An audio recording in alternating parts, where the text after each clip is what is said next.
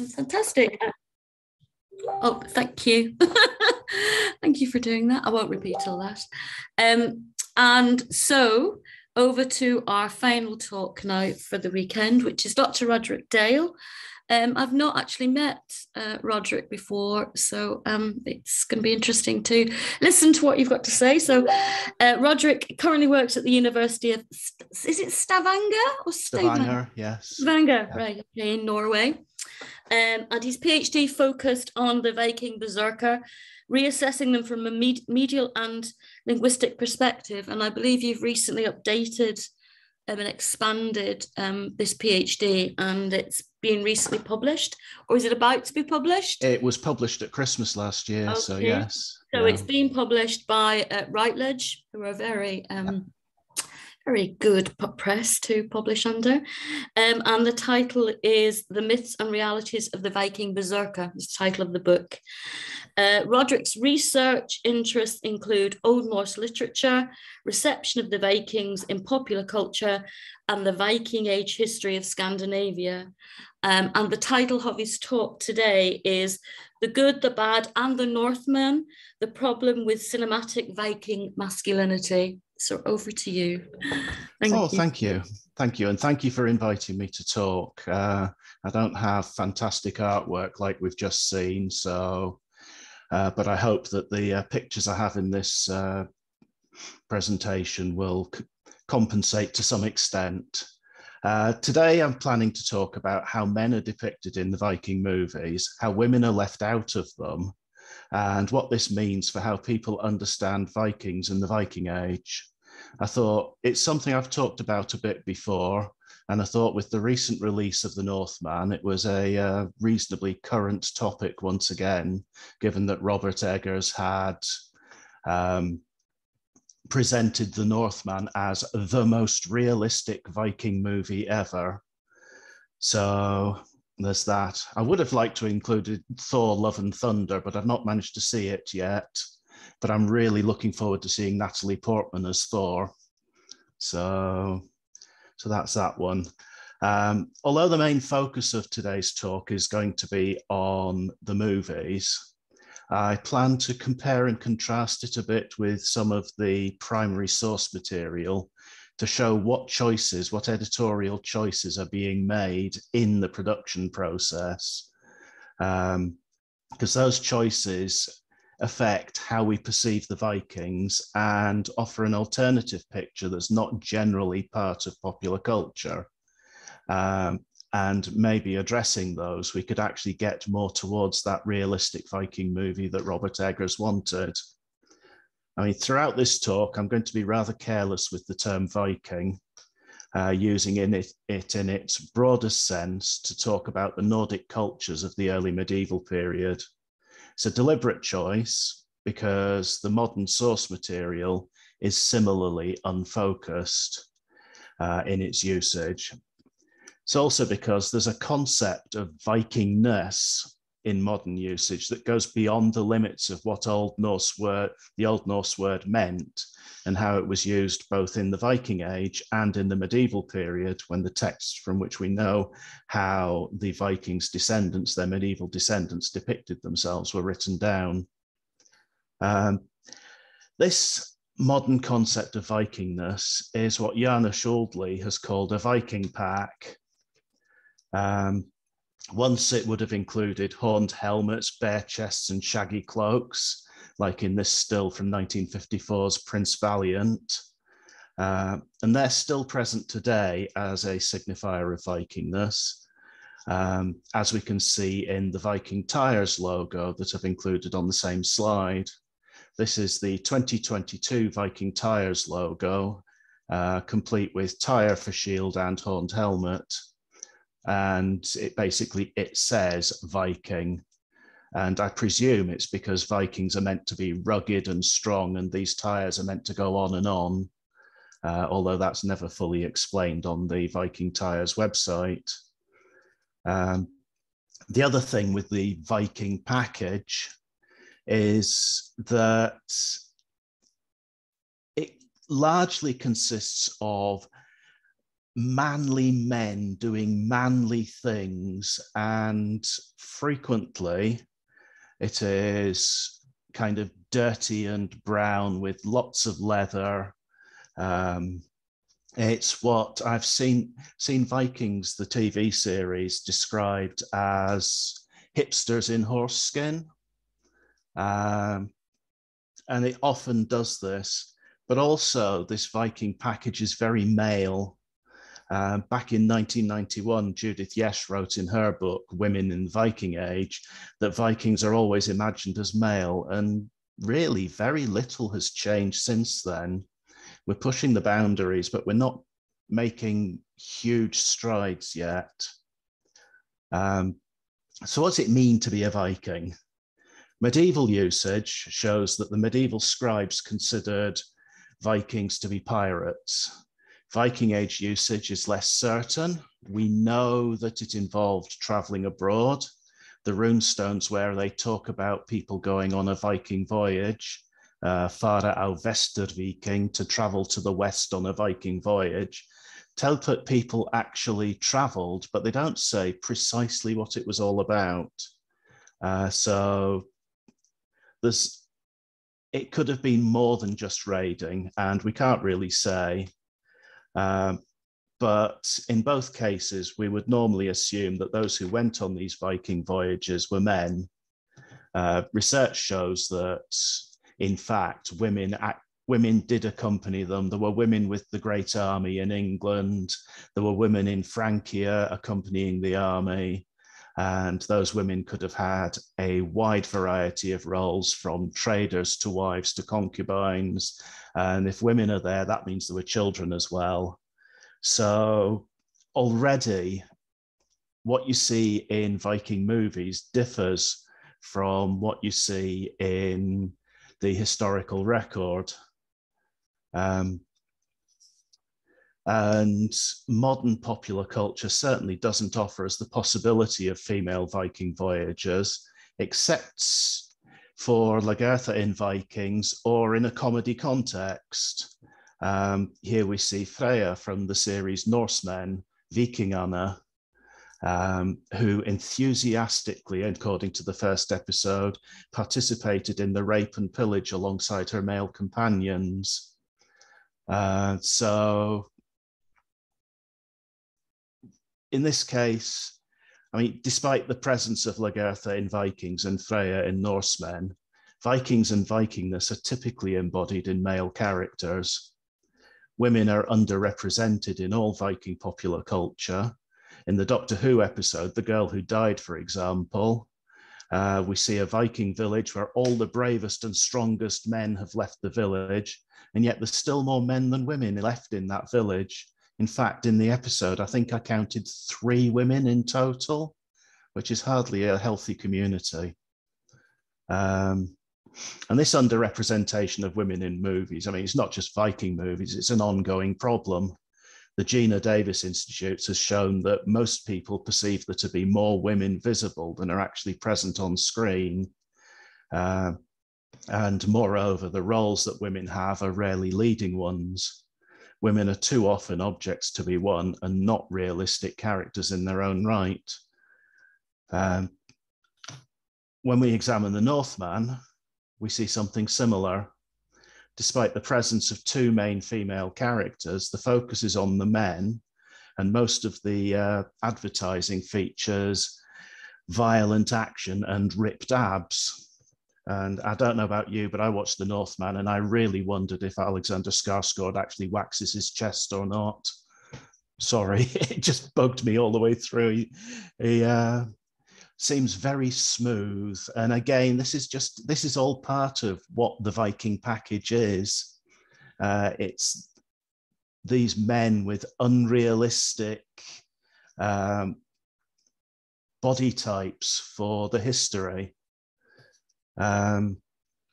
But all of this clearly tells us who's important and who isn't. I mean, there are other women in the movie. There's Björk as the vulva. There's a raider and a slave trader appear kind of in the background, but none of them appear for very long. I was actually very surprised to count 14 named female characters in the movie when I looked on the Internet Movie Database. And I think that actually speaks to the amount of presence they're granted in the movie. I mean, there are 56 named characters in total, and that means only 25% of them of the characters are female, which statistically is not bad compared to what the Gina Davis Institute tells us about the average for most movies being 17%. However, once you take into account the extras, I suspect the Northman drops closer to that 17%. And what this basically means is this is a movie about men in very many ways, and the men dominate the screen. And the depiction of the men fits a pattern within Viking-themed movies. As I said before, our protagonist, Amlet, is a muscular bearded man with long hair.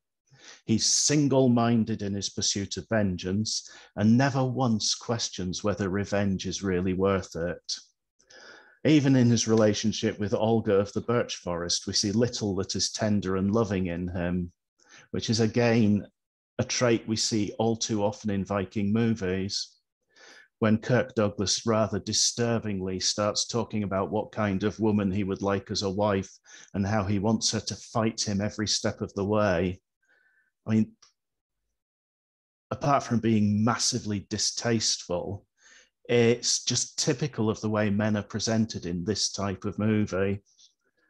And of course, he dies at the end, does Amlet, in the end of the Northman, in a naked duel with his uncle. I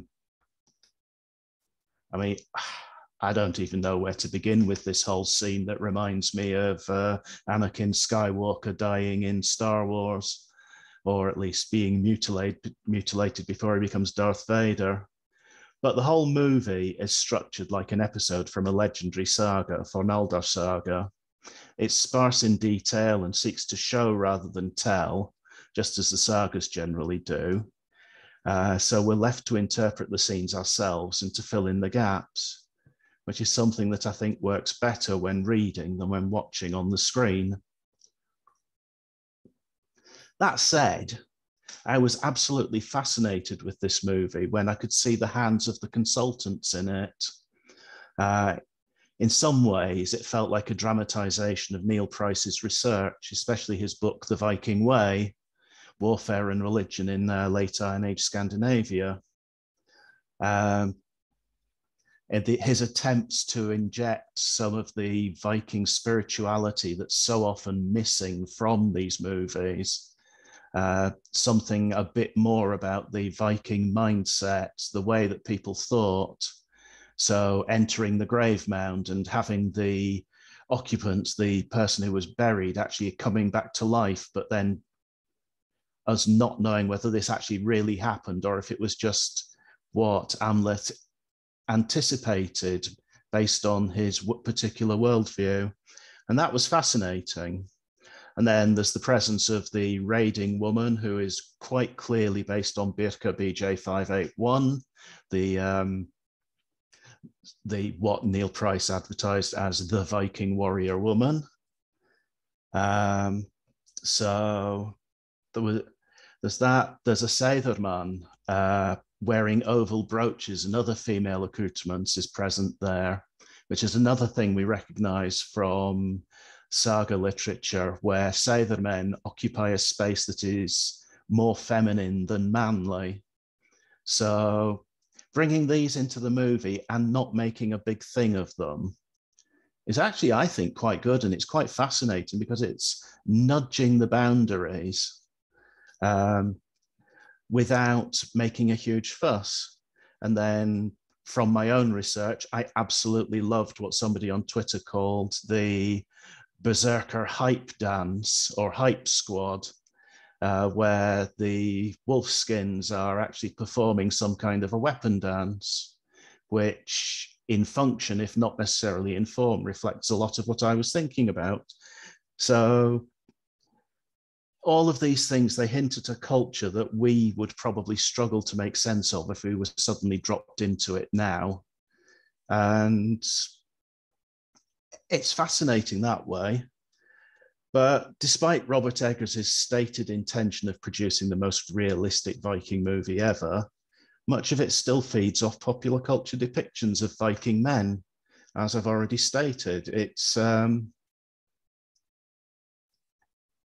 the muscular men whose only way of solving their problems is by hitting things until they stop moving. And this is quite problematic. Because these men are strong, emotionally distant, or probably more likely emotionally stunted.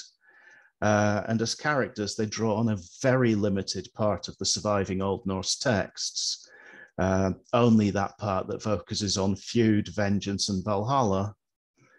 They ignore the pragmatic wisdom of Havamal, the sayings of the High One, that offers gentler, more practical alternatives, alternatives that look more to compromise and caring in many ways. And they ignore the lessons of the sagas, which talk about how feuds can escalate and are essentially a bad thing that's disruptive of society. Kind of reminds me of the huge move in the past, I'm not sure how many, past few decades, shall we call it, towards the bad guys being made into the heroes in the movies. And I wonder if this is actually healthy, which is something I really wanted to sort of come back to later. In the first instance, I'd like to just look at the stereotype and its correspondences in Old Norse literature. This is the stereotype. Thorbjorn rushed up to the door and thrust two-handed with his spear at Atli's midriff so that it went all the way through him. Atli said when he received the blow, "I see broad spears are in fashion these days." Dying with a jest on your lips is a Viking thing, apparently. I mean, this is not the only one we see. This is just one of many that features in the Icelandic sagas, knowing that they were stoic in death. I mean, I personally can't imagine anybody actually doing that. But this is also very different from what we see in the movies. All too often in the movies and in TV series like Vikings, what we see is people basically yelling, "Give me my sword, put my sword into my hand so that I can go to Valhalla." And the whole focus is on them going to Valhalla. And honestly, it bugs me a bit because from a personal perspective, the whole dying sword in hand thing is a metaphor. It doesn't literally mean it in the texts. It's just dying in battle. But that's a bit of an aside. But there is certainly a view that men are meant to be stoic, that they're meant to be heroic to some extent. The skaldic verse produced by King's poets, the spin doctors of their day, as I've heard them described before, talks a lot about bravery and adversity. And Judith Yesh has argued that skaldic verse was a primer for young men on how to behave in battle. So when we hear that Stein Herdisarson composing a poem about Harald Hardrada's exploits at the Battle of the River Nisor, where they talk about how everybody, rather than running away, has to fall on top of each other and make a big pile of bodies. This is setting out the expectations of what certain types of young men might have been expected to do. This is not the only one. Again, there are similar verses in which young warriors are taught that the ideal is to stand and fight, to stand with your lord. It's much like what happens in the Battle of Malden, where all the warriors stand beside Birchnoth and die beside him against the Vikings. And it's an image that endures. It's something that we frequently see in Viking movies. And of course, we know that people felt that reputation and fame was important. I mean, these two verses from Havamal are essentially two variations on the same theme, saying that whatever else happens, if you have a good reputation, that will live on. And I mean, what better way to achieve immortality than to do glorious deeds that will be remembered for 1,000 years and more? I'm sure that those about whom these poems were written would be very pleased to know that we're still studying them. And the other commonplace about Viking warriors is that they all sought to go to Valhalla. Oh, they all sought to feast with Odin, drink mead all night, party all night, fight all day. It is such a strong image in pop culture as well that it's virtually impossible to sort of get away from it. I mean, we know that Valhalla was a living story. It's depicted on picture stones in Gotland. It's mentioned in the saga texts. And we have skaldic verse talking about people like, this part is part of Eriksmal, a poem about Eric Bloodaxe arriving in Valhalla. And he's greeted by the heroes Sigmund and Sinfjotli. And they clear the benches and make the place ready for Eric to turn up with 5 unnamed kings. And what's interesting here is that we're also told that Eric has been summoned to Valhalla because he has reddened blades in many places. So his entrance to Valhalla is not because he died in battle, but rather because he was a great warrior. And of course, he's in grand company here. I mean, poems like this and the follow-up to it, Håkonarmal, which is basically a similar take on it, but for Håkon the Good, and which actually kind of riffs off this poem as well in a way to basically say that Håkon is better than Eric. They give a very aristocratic context for Valhalla. They emphasize that the people in Valhalla are kings, great heroes. They're the upper crust. I mean, what Viking warrior wouldn't want to go to this place? So, yeah. The problem with it, though, is that modern depictions suggest a simple dichotomy of those who die in battle going to Valhalla, while the rest go to Hell's realm. But that's not actually the case. When you've read Snorri's Edda and the Poetic Edda, you see very quickly that there are actually a lot of halls where the dead can go. Early in Snorri Edda, we're told that all the righteous men will live with the All-Father in Gimle or Vingolf. We're later told that Odin is the All-Father, so it must be he who rules over these 2 halls. And on top of that, Vingolf is later called the Hall of the Goddesses in Gylfaginning, which is the first part of Snorri's Edda. So we have to then ask, is Odin giving the goddesses dominion over some of the righteous and some of those slain in battle?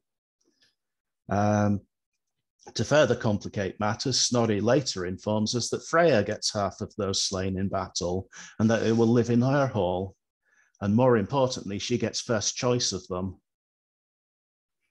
So, and this division of the slain is repeated in Grimnismal in the Poetic Edda. It shows that the historical picture was much more complicated than cinematic reality would have us believe. And despite Snorri's attempts to produce a more coherent story, it's quite clear that we're seeing a lot of traditions that have been put together, and that we might well find that certain of these elements belong in one place in Scandinavia and certain in others, or, I mean, we can't really go back and ask them, unfortunately, but there's a lot to think about here.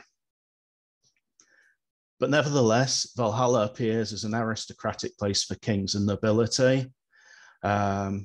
it seems unlikely that scrappy farmers would find a place there under normal circumstances.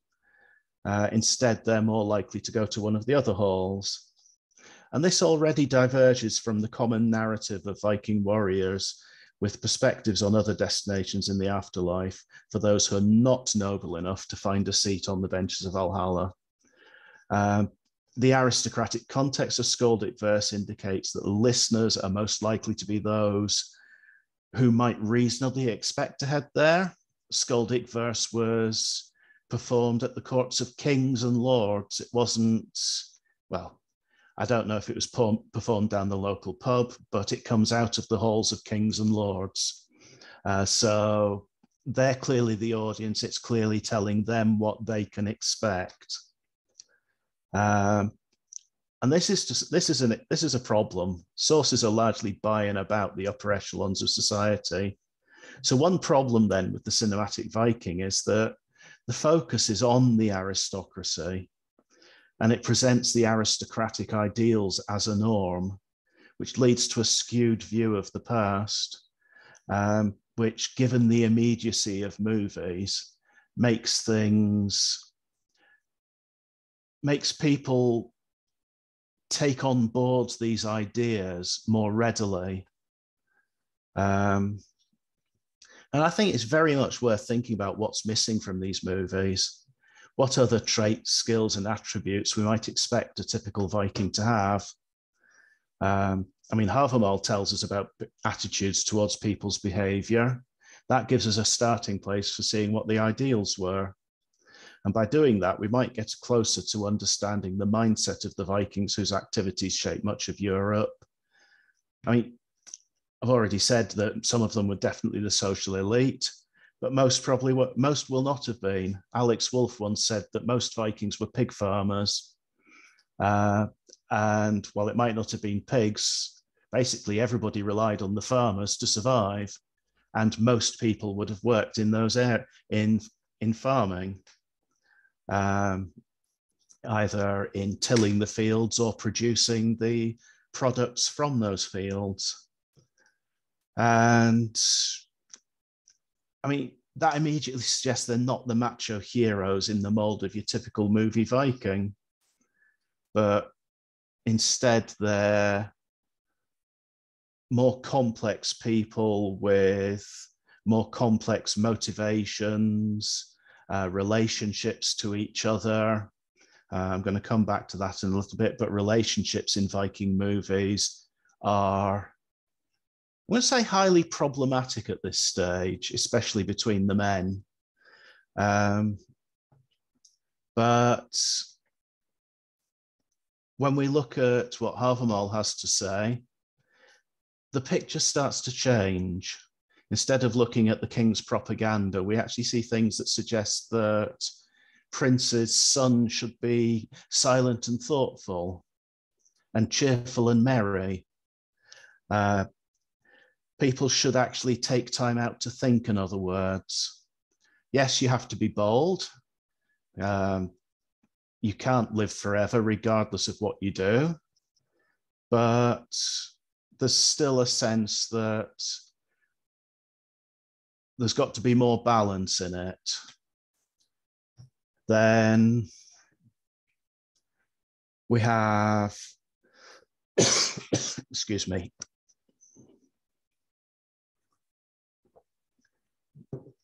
we have the stanzas that speak about moderation and taking a measured approach being forgotten all too often, despite the fact that they're the ones that are actually dominant within the poems. So, for example, here, stanza 54 suggests that being too clever is not a good thing.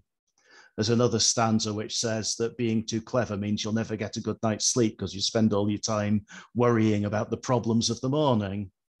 It's very much a sufficient unto the day is the evil thereof kind of philosophy. You know, deal with it when the problem arises. So we have that.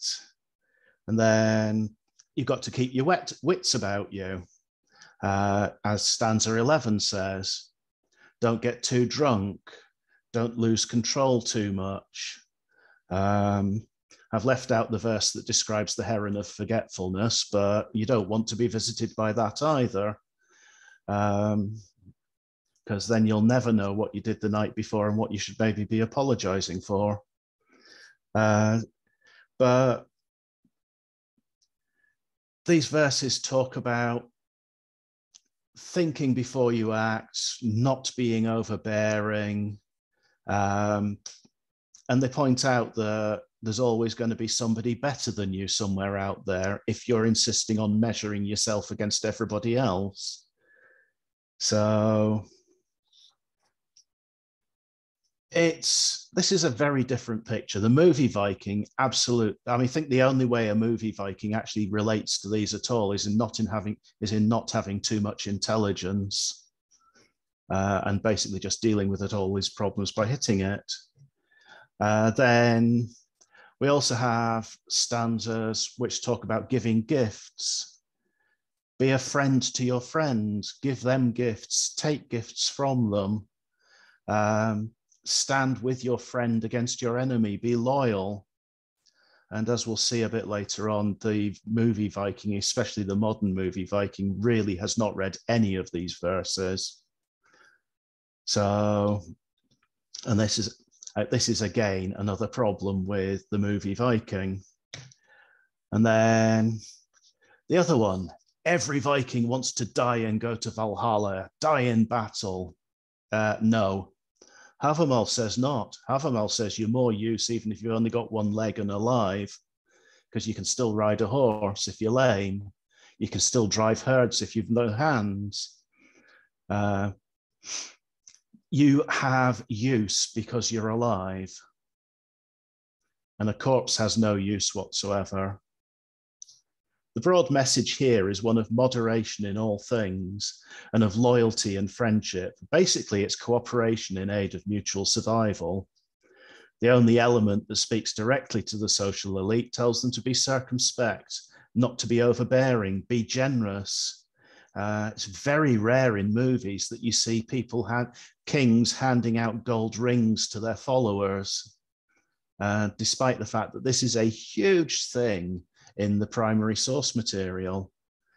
In fact, the only Viking movie I've seen, of the far too many that I've seen, that actually emphasizes any of these attributes is the 13th Warrior. In this, the men actually talk to each other, and there's clear bonds of friendship in that movie. Beyond that, we do not see it. They're not attributes that are commonly spoken of. They don't fit the popular image of the Viking scene on the big screen. Very few Viking warriors in popular culture concern themselves with moderation. In fact, they're more like the Vikings in The Vikings from 1958. Bluff, hearty types who laugh uproariously at the slightest jest, full belly laugh with mouth wide open. Quaffing is the order of the day. They spill more ale than they actually manage to drink. They drink to excess. Intelligence and learning are not really a part of this at all. And to them, the greatest entertainment is to be had from testing a young woman's virtue by throwing axes at her pigtails. If you've not seen the film, there's an earlier scene in the film The Vikings where Kirk Douglas is canoodling in the hay with the girl who's in the stocks there, with the woman who's in the stocks there. And then her husband complains that she's been flirting with other men, not realizing it's Kirk Douglas. And so to test her virtue, they throw axes at her to cut her pigtails. If her pigtails are cut, then she's virtuous. If the axe hits her in the head, then she wasn't. And this is all a great jest to these Vikings. There's no real sense of this woman's humanity there at all. And this really is an issue throughout all of these movies. Another issue, as I mentioned before, They show no loyalty to their friends. When we look at, for example, Hammer of the Gods from 2013, I like that slice of life. Thank you, Camilla. Yes, when we look at Hammer of the Gods from 2013, decisions are made by yelling at each other until somebody backs down. And the hero, Steinar, basically kills his best mate because his best friend said, this is the wrong course of action to take. So he kills him. And we see the same in Valhalla Rising, where the general, because his friend says, oh, I don't think it's wise that we chase One Eye through the woods, he kills him. You're disagreeing with me, therefore I must kill you.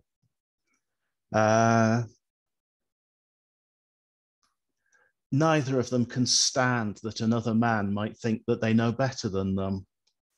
Although lip service is paid to loyalty, all interaction within the group is actually conducted like stags in the rutting season, banging their heads together until dominance is achieved. And it presents a picture of men constantly at war with other men. Basically, Viking men do not have friends. And the message here is that Vikings are violent and that negotiation is for the weak. I actually remember getting quite annoyed at the end of, was it How to Train Your Dragon 2 or How to Train Your Dragon 3, where I've forgotten the main character's name now. Anyway, he says at the end, yes, we're safe because we have dragons, after spending the whole movie trying to get people to negotiate and talk to each other and resolve their conflict differently. Hiccup, thank you, yes. Where Hiccup says this, and at the end, he suddenly goes through to the peace through superior dragon power line. And it's such a strong element of all these movies now. Loyalty and moderation are missing from the movies. Generosity is missing from the cinematic Vikings life. Hospitality, the movies are not set up to show hospitality, but giving somebody who's just come in through your door, soaking wet, dry clothes and finding them a place by the fire is something that a historical Viking would have been expected to do. The only thing that does survive from the original texts is bravery.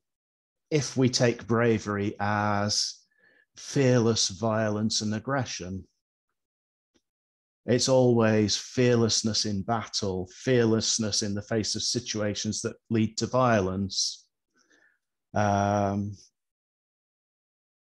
And the only time we see Vikings being scared is when they sail into the fog because they can't navigate, which is really weird considering they're always presented as consummate sailors as well.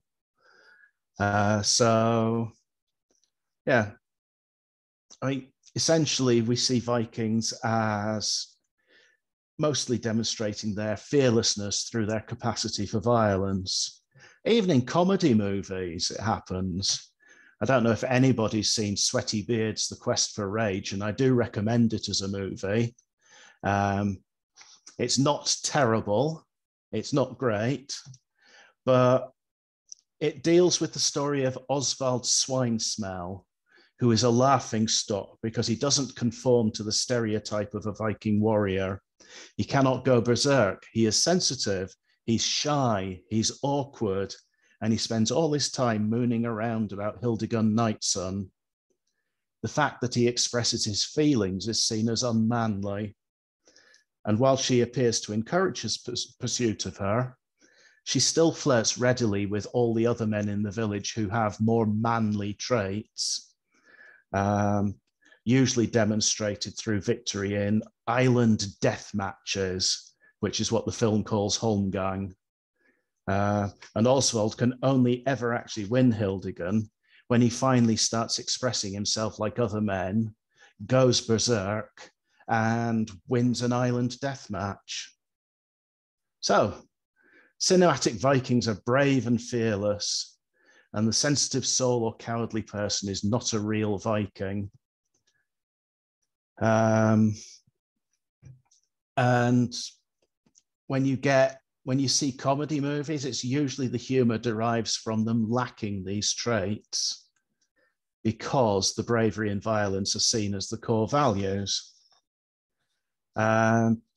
And what becomes clear from examining depictions of Viking masculinity in pop culture is that it both expresses currents already present in society now and simultaneously reinforces them, thus creating further demand for these self-same depictions. And this loop needs to be broken. When the Birka BJ 581 genetic testing results came out, I mean, it created a dumpster fire of an argument between people in all kinds of ways, but also inserting those into the movie The Northman is one way of addressing this, by inserting a woman into what's often seen as masculine roles. When she appears dressed like the person from that grave, actively taking part in the fight, it's kind of pushing the boundaries a little bit. It subverts the normal expectations of men as aggressors and women as victims in this type of movie. But what it doesn't address is why we expect women to be judged by men's standards. Why are we measuring these women against men? Why can't they be successful in their own right, by their own measure, without having this male standard as the sort of baseline level? I mean, the Icelandic sagas show us many women who were movers and shakers with their own agency, who didn't emulate men and didn't have to defer to men. Unnor the deep-minded, sailing from Ireland to Iceland, put together her own crew and managed it. And there's no violence in there, but she still did it. It's in Laxdæla Saga if you want to read the story, if you haven't already. And the other thing really here is that we're also seeing a modern Western European binary gender standard projected onto a past where, as we've already seen with the Scythermen, gender seems to have been more of a spectrum. People could exist at various points along it, and while most would have probably corresponded to the roles we might expect, there was room for others, and there's room within Norse myth for exploring this more. Odin is typically seen it, or there are perspectives of Odin that see him as less than manly. If we take manly as being a full-on Viking warrior, then there's Loki, who gives birth to Sleipnir after changing himself into a mare. So clearly, between the mixed grave goods, men being buried, the small number of examples of men being buried with female gendered items, women being buried with what we would normally call male gendered items, there's a lot more going on there that we can't see. And I wonder to what extent we'll ever get to the bottom of it. But it does show that non-hypermasculine roles were available for men, and that between the literature and the archaeology, there's a lot more room for a lot more wiggle room, shall we call it. So, and then of course, I mean, there's the famous scene of Thor having to dress up as Freya to get his hammer back, and Loki going, yes, and I'll dress as your maid, and being really quite positive about it while Thor is doubtful. So, I mean, yeah, we can't know how common or how accepted non-heteronormative identities were, or how social class defined these, but the evidence that these things went on is still there. And despite all these possibilities, despite the depth of activities, human experience that exists in the Norse source material, it doesn't make it into the movies. I don't think I've ever seen a movie where someone has questioned whether they're manly enough. In Njál's saga, Gunnar Homundarson, Gunnar from Hviðarend, basically says, oh, I don't really like killing people. Does that mean I'm less manly than other real men? Despite the fact he had a fantastic talent for it and was known as a massively great warrior. And he's still, oh, I'm not really keen on this. But also he and Njál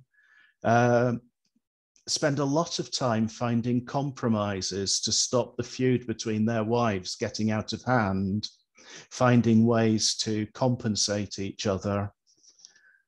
But I can't imagine seeing that in a Viking movie. So that's a shame, really, because we could actually have historical drama that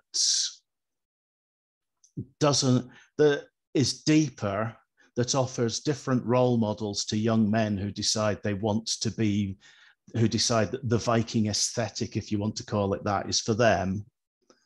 And it's just not there. It's, in many ways, these Viking movies these days they're an outgrowth of Reaganomics and Thatcherism in the 80s. They emphasize the individual over society. It's almost a libertarian aesthetic of, I can pull myself up by my bootstraps with my sword and axe. And that kind of dominance culture. And you can see why, when this is what's being depicted, where men are real men and women are just prizes to be won, you can see why this kind of thing appeals to groups of white supremacy, incel culture, other forms of men acting up, Gamergate, and all these other male groups, unhealthy groups that really we really need to address. I mean, none of these recognize that in the Viking Age, society was collectivist because you relied on your connections, you relied on your friends and your family to survive. There's a reason why outlawry was a punishment. There's a reason why outlawry was almost certainly a death sentence for most people, because without the connections, you have no support. And being completely on your own is basically, will almost certainly lead to certain death. And since I'm running out of time, I'll just finish up. What I would like to see then is Viking movies that actually, rather than creating the most realistic Viking movie using the archaeological evidence, I think what we need is a realistic Viking movie that has people with realistic motivations and realistic relationships, that includes more women, more men, that addresses the full range, the full gender spectrum that we see in Old Norse literature. Something that provides different role models but can still attract the same kinds of people that the current batch of Viking movies do, and something that perhaps addresses better the spiritual life of these people, because without a doubt they had a spiritual life too. They had relationships to the gods, they had relationships to the various spirits that they saw in the world around them, and they lived these. So with that in mind, I'll just say thank you for listening. Oh, thank you for that, Roderick. We've got, well, I won't read all the comments in the chat because they've been creating their own films out there with Jean and her merry band of turnip farmers. I would watch that. And, I would and love others. But we have some questions. But there's a couple of questions I wanted to ask. Sorry, I'm being selfish here. Have you said you've watched lots of films? I teach film as one of the things. I'm a filmmaker. Yeah. I assume you've watched films not just that come out of like an American market or the British market, ones also that come out of sort of Iceland and Norway and Denmark and Sweden. Are they all the same? I mean, I know that there's some that come out and then they're marketable. It's just like in Ireland, we have a film industry where films are made about the Irish that never got further than Ireland because a wider market weren't interested. But with like a Hollywood market that would make films about the Irish who were just dancing everywhere or drunk or fighting or or whatever, or leprechauns, you know, and that was more the romanticized view of Ireland, and that was more marketable. But yet there was an industry within Ireland making more realistic films about the Irish, but they never got anywhere. I mean, have you come across that? Films that have just not got further but are more realistic? In the Viking movie thing, yes, there was an entire industry of sword and sandal epics in Italy in the 1960s. Okay. The shipyards at Naples practically got turned over to making Viking ships for movies. Right. So they do exist. They are less well known. My absolute personal favorite Viking movie ever is Hrafnin Flýgur, When the Raven Flies, which was made in the 1980s for $25,000. I've heard of that, yeah. And it is basically, it's basically Yojimbo, or which is it For a Few Dollars More? That's Yojimbo. It's those two movies, but remade into a Viking movie. And it's the only one I've seen that problematizes the whole myth of redemptive violence. Because I think at the risk, well, I'm sorry if I spoil it for anyone who goes off and watch, but at the end, the final scene actually suggests that the feud that started at the beginning of the movie is about to go full circle. This is not what you normally see. Most Viking movies could practically be Westerns with the shootout in the street at the end. And that's not just limited to Hollywood movies. I mean, essentially, Sweaty Beards, The Quest for Rage is a Swedish movie. I've got to watch that. It's an experience. If you know the source material, then there are things you pick up on there that I thought were brilliant, but I know that other Norse scholars went, "Oh my God, no, what are you doing making us watch this movie?" I think you're also, I'm going to have to move on, sorry. I also find it within documentaries, because I used to work for the Historical and Archaeological Unit at the BBC and made historical documentaries, but the documentaries we have now are just replicating the movies. It's full of reenactments of people who do reenactment, pretending to be Vikings. So even the documentaries are kind of replicating this warlike Viking rather than really looking at the actual history of them, which I think I think they do. I mean, I think this is kind of the point I was trying to bring out, is that the movie industry, the pop culture industry, has actually it's picked a tiny element of the source material and it's focused on it to the point where it dominates completely and we lose all the rest. And there's so much good material. I mean, your Turnip Farmer soap opera, I would watch that. Laxstyler Saga is a soap opera with real people having real conversations, like Coronation Street or something else, would be brilliant. Gudrun's story was dramatized, wasn't it, on Radio 4? Yeah. It was a radio dramatization. Anyway, I'm talking too much. I've got questions.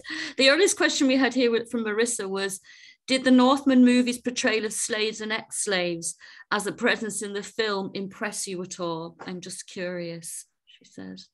I'm not sure impress would be the right word. It problematized the slave taking. And at the same time, I kind of thought politically it was an issue because they were taking slaves in Ukraine, and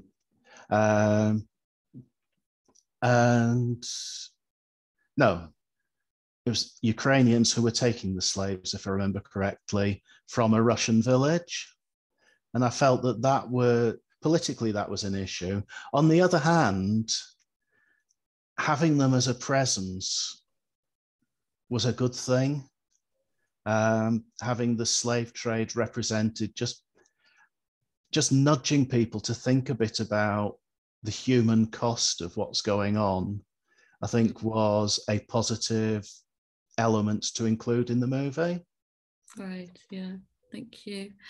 As I said, there's just a film just been recommended there about Filia, but I've lost it now. Someone was saying, have you? Oh, it's Gabriella. Gabriella says, I want to mention a brilliant film, Rafnin Filia. Yes, that's the one I was talking about. That's the lutefisk Western, as people have described. Oh, that's the one that they're just saying, yeah, the lutefisk Western one. Okay. Yeah. Has anybody got any questions? I know we've got all these comments. We've got an ongoing storyline here that we can write up into a film. But does anybody have any questions to ask? Or comments? I think it's fascinating, this ongoing thing. It never changes. It never seems to change. You think in the 21st century there would be changes and turnarounds and more representation, but it never does seem to change. No, it is interesting how unchanging it is since pretty much the Vikings came out in 1958. There are political currents that change. And as I mentioned, around the early 80s, you start to see more of the kind of the libertarian ideal of the Viking. But Reagan period, yeah, but it really doesn't. And it was good to see in the Northman that they introduced more of the spirituality, more of the other things that were going on. But at the same time, it was still a revenge story. Yeah, and they tried to in the. I've not watched every Viking of the TV series because I just got so fed up with them fighting. But they tried to introduce spirituality at the beginning. There was a say the man or a woman or a person, and there was aspects of it, but then it just descended into just fighting and more fighting, and it's just. I wonder with the reason with like Vikings in the 50s and all those, because Hollywood was predominantly a right-wing Christian studio system. So they're doing it from like a Christian perspective, so the Vikings were all men and fighting and barbarians. And the only way to salvation was through conversion, I suppose. There's some of that, but also they started with the sword and sandal epics because the kind of the patriarchal chivalric ideal was ceasing to be acceptable in the mainstream at this point. Right. So they move on to different types of movies. Unfortunately, the type of male role models they provide are Kirk Douglas in the Vikings. Yeah. I'm sure that pleased lots of people. Has anybody got any comments, thoughts? No? Melissa says sometimes the Pentagon influences movies, but I don't know if this impacted Viking movies. I've just imagined Donald Trump dressed as a Viking. And Boris Johnson. I don't think that the Pentagon specifically affected the Viking movies in that period. There is a lovely scene in the 1954 Prince Valiant where one of the characters is being held up in court, and the main bad guy is there with a list. I have a list in my hand. You just need to nod and confirm if these are the bad people these are the people I'm looking for. And it was a real sideswipe at the McCarthy era, McCarthyism at that time. So you get that. And then there's also a scene in, I mean, they do push back.